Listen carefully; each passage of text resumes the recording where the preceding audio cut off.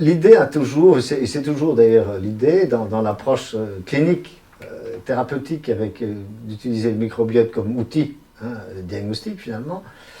ce qu'on recherche, ce sont des dysbioses. Donc il est clair qu'on va rechercher des déséquilibres importants et voir dans quelle mesure ces déséquilibres importants peuvent avoir un rôle dans la pathologie du patient.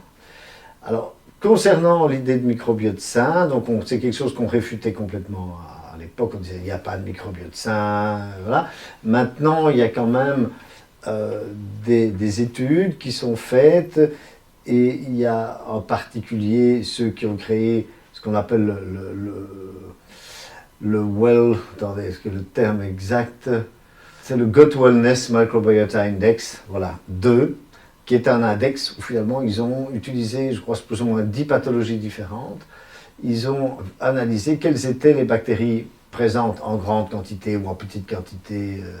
dans les différentes pathologies, et ils ont de cette manière-là élaboré un index sur 97 bactéries, et pas que des bactéries, mais essentiellement des bactéries, 97 bactéries, avec un index pour 50 d'entre elles positif, donc qui va entre 0 et 1, donc plus on est proche de 1, plus c'est une bonne bactérie, et d'autres qui ont un index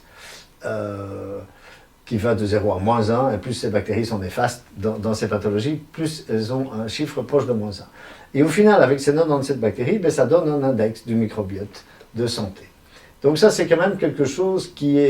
a changé par rapport à avant, dans cette idée d'un microbiote sain. Mais bon, en pratique, quand même, c'est pas ça qu'on recherche. On recherche des dysbioses, des dysbioses qui pourraient avoir un rôle à jouer dans la